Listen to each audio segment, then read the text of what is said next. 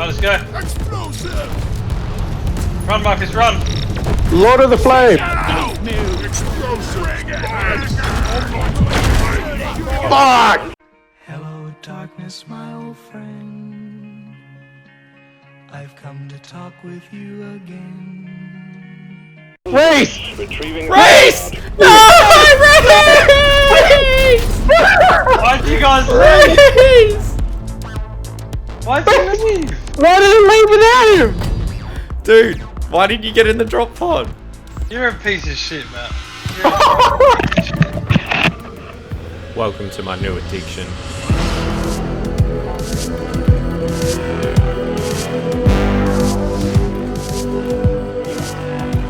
I've been doing a lot of videos on FPSs lately, so I thought it was time to do one on a different genre. That, and I ran into some issues when trying to install Battlefield 2 on my computer.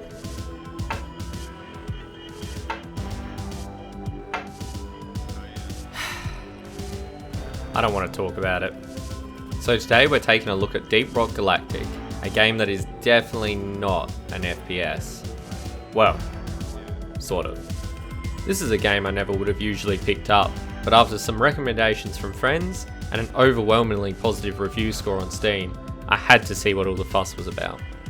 So what is Deep Rock Galactic? Well, it's all in the title of the game. Danger, darkness, dwarves. You take on the role of a space dwarf miner that works for a mega corporation called Deep Rock Galactic. They're not just any mega corporation though. They really care about their dwarf employees and want them to have the best facilities and equipment to make their jobs easy and safe, which they will provide at a small price, of course. They would never leave a dwarf behind in the mines if he didn't make it to the dropship in time. Secured. Initiating launch sequence. Deep Rock Galactic thanks you for your good work. Drop pod will leave with or without you. They have great interest in a planet known as Hoxie 6, which is rich in rare minerals, and with no intelligent life, they are free to recover these with little to no consequences. There are, however, some native wildlife, which Deep Rock Galactic takes great care not to disturb and relocates them humanely where necessary.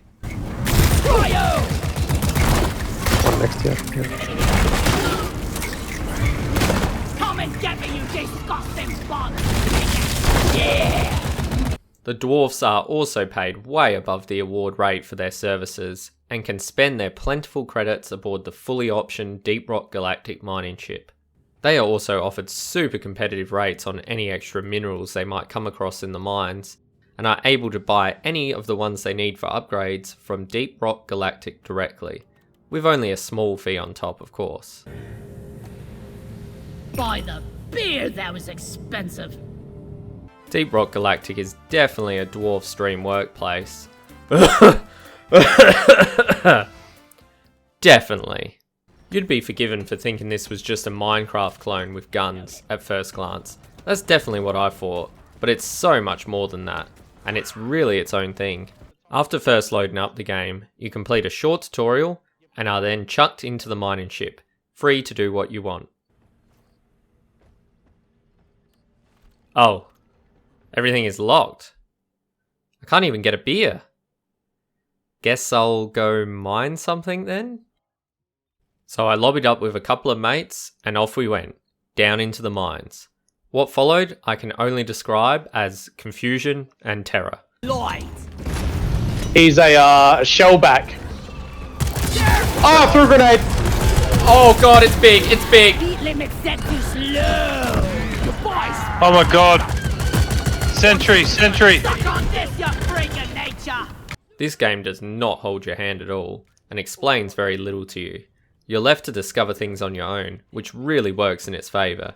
And even at 30 games in, it felt like we were always encountering something new, or coming across a situation we hadn't dealt with before.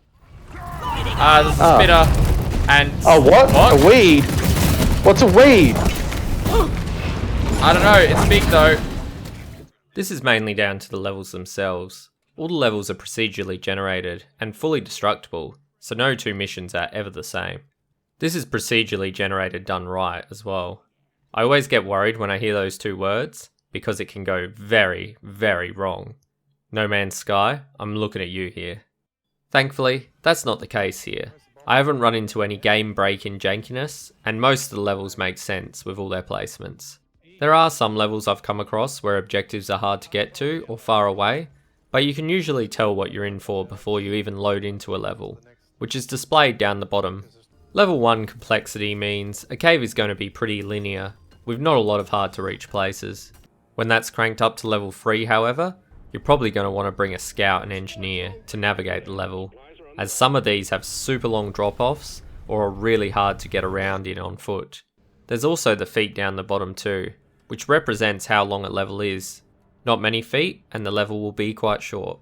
6 feet and the level will take a long time to navigate, sometimes 30 to 40 minutes depending on how quick you are. These are both randomly generated and change around every 20 minutes or so. This system works really well as you always have a bit of an idea of what you're in for before committing to your class, which allows your team to plan ahead. There is also a hazard level, which you can pick before you start. Low hazard level, and there will be less bugs trying to eat you, but you get less of an XP and mineral bonus. Crank that all the way up to lethal however, and trying to navigate the map will be the least of your problems. Okay, I'm out of here. Oh, I got... He got me. Oh, I'll heal myself, sorry.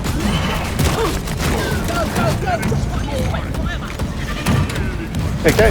Free! Out and clear! Yeah, we gotta go. The different biomes also come with their own unique hazards, with earthquakes opening up death pits filled with fire, to underground blizzards that will freeze you.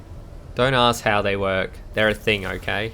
And if all that isn't enough spice for you, Deep Rock has you covered, with special modifiers that are randomly applied to missions. There's a heap of these, so I'm not going to go through them all, but basically, yellow means good for you, red means bad for you. 2 of these can be randomly selected on any mission. For example, in this mission we had the low gravity perk, which is good for us, as it lets you jump insanely high and easily get away from the bugs. But we also had shield disruption, which is bad for us, as we have no shields for the whole mission, making us easy targets for the bugs. Again, this is all displayed before you start a mission, so planning ahead is the name of the game.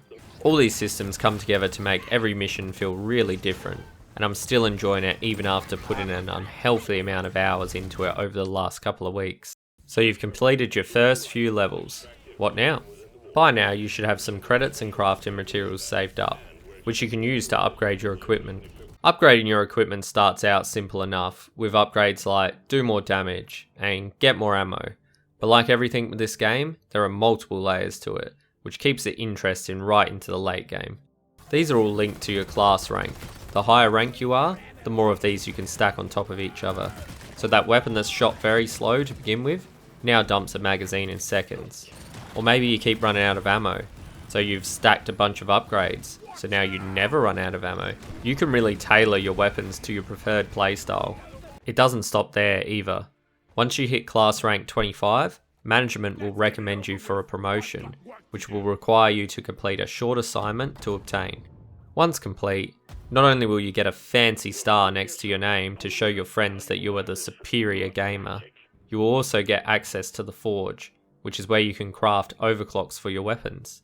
Overclocks are your late game upgrades for your weapons and come in 3 different types. The first being clean overclocks, which have a minor boost with no drawbacks. The second is a balanced overclock. This will have a stronger boost but also a drawback.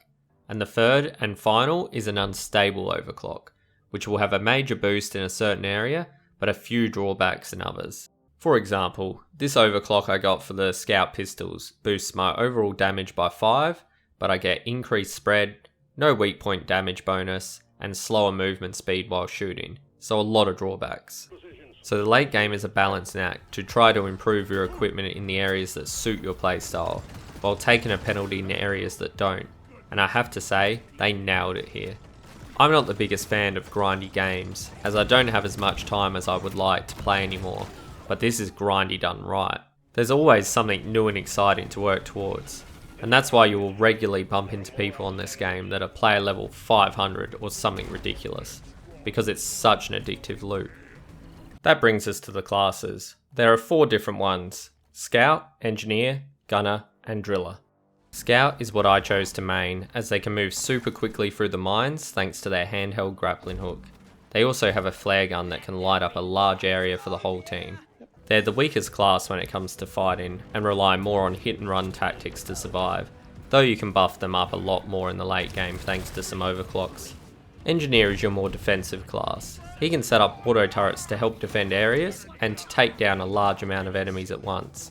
He also has a platform gun, which shoots out, well, platforms, wherever it is aimed, which when used with the scout's grappling gun will allow your team to reach even the most hard to reach places. He is however the least mobile of all the classes and is best used to support a full team.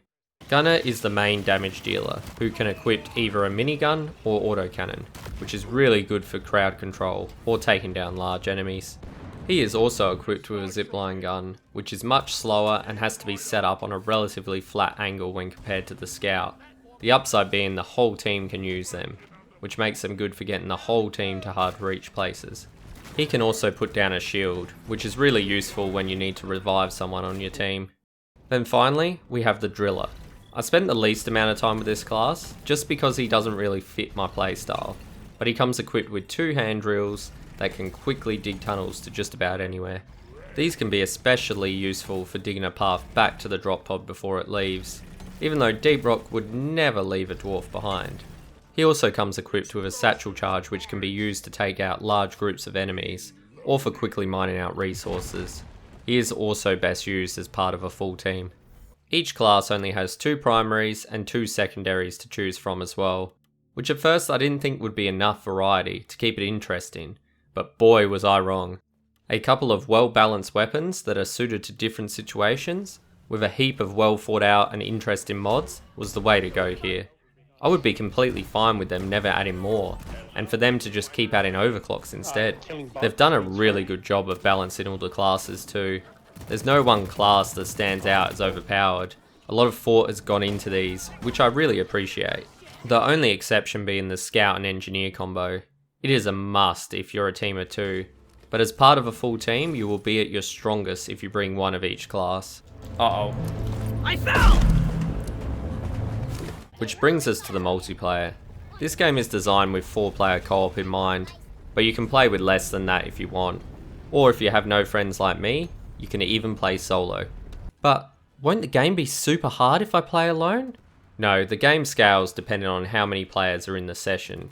So if you play on say lethal difficulty solo, the game won't spawn as many enemies as it would for a full team of 4. Won't I have to always go a class like Scout so I can get to all the hard to reach places? Again, no, the game has you covered with Bosco. Bosco is an automated drone that will assist you when you play solo. He can mine hard to reach minerals, attack enemies, and even revive you when you're downed. He also has his own upgrade tree just like your weapons, and can be upgraded with a bunch of different missiles and abilities, which is nice that you can adjust him to your playstyle. And unlike a lot of AI companions, Bosco is actually super useful and is really easy to control. Just point and click on what you want him to do. I appreciate the thought that went into this for all the solo players out there. The most fun you are going to have in this game though is definitely playing with friends. Things can quickly turn into, whatever this is. Get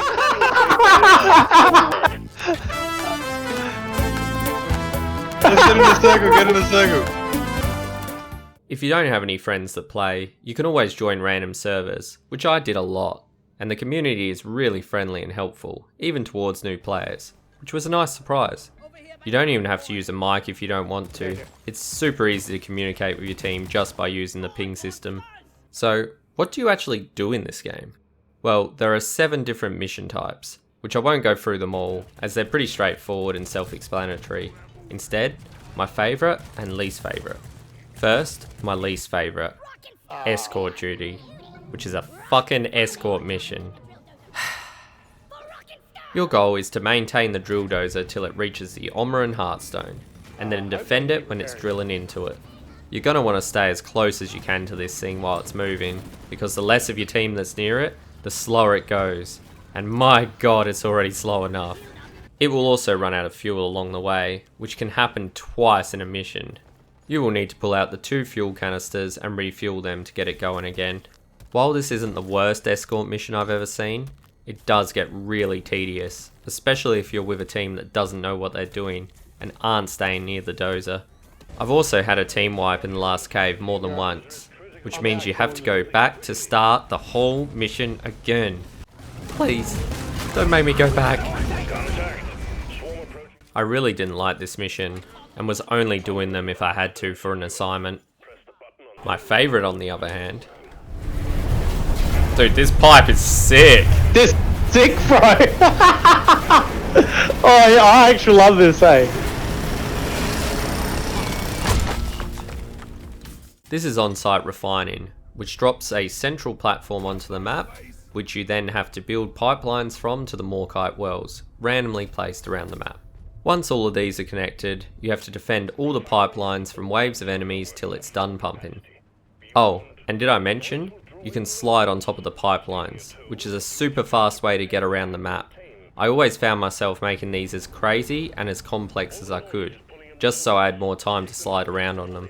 This mission is super fun, especially with a full team, and allows you to come up with some crazy defensive positions, or to just have a massive battle with the bugs, and I still really enjoy these, even at 80 hours in. Let's talk about the visuals, which I can best describe as a bit blocky. Technical, I know. I really like the art style they went for here, and the enemy designs are great. The way the bugs scurry up the walls and across the ceiling really gets my arachnophobia going. And then there's the monstrosity that is the bolt detonator. And just when you thought they couldn't get any worse, they do this. Run! You're so close! Ah! Oh. That was very Dude, close. the craters those things leave. I keep forgetting I have poisonous. Oh wow, that is a big hole. That's what she said. Ah! Which leaves a massive crater behind, and insta-kills any dwarf unlucky enough to be close by. The sheer amount of enemy designs is impressive in itself. I also really like the space vista you can see from the mining ship. It's both beautiful and very interesting to look at, and got me wondering what a space game would look like if it was made by the same team. Maybe one day, right? The caves are also very diverse, and each zone really has a different feel from one another. They could have been lazy here and just done the old copy and paste, but they really took the time to come up with a lot of different designs. Even with the stuff you don't really interact with, like the plants, and whatever the hell this thing is. I also really like the subtle hints that Summy is in the wall, like the Jadaz, which will glow green, even though it took me a lot longer than I want to admit to work out that meant something. On to the audio. Firstly, the music, which I really like. It gives me an 80s retro vibe, and is very subtle but still menacing in the quiet sections, but then it really ramps up when there's a swarm attack.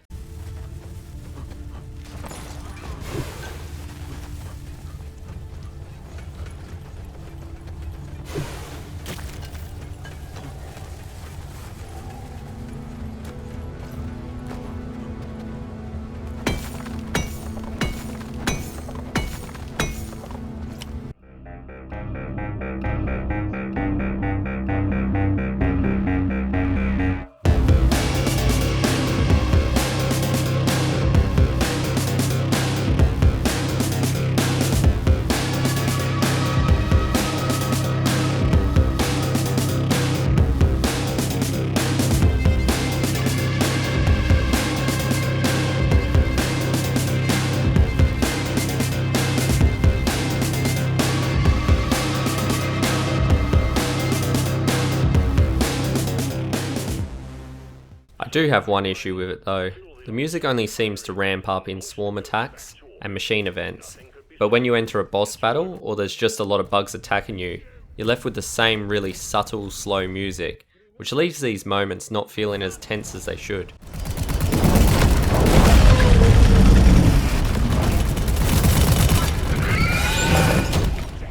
There is, however, a lot of variety in the music, which is great to see, especially in a game that is asking you to grind away so many hours in it, and a lot of the tracks are now burnt into my brain. All the in-game audio is also spot on. I really love all the bug sounds, and their screeches really echo through the caves.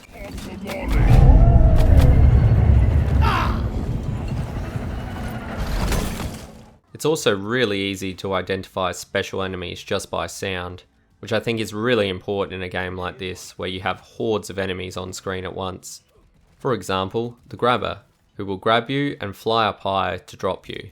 Lets out an easy to recognise scream when he's coming down for you, which gives you plenty of time to react.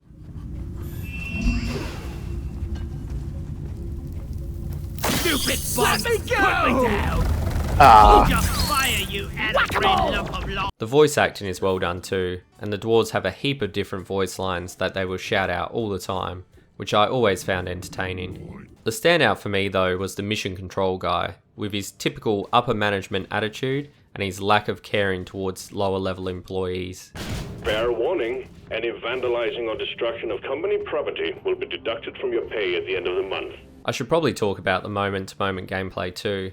All missions play out pretty similar, with what I call the downtime segments, which has you completing your objective and mining any resources you find.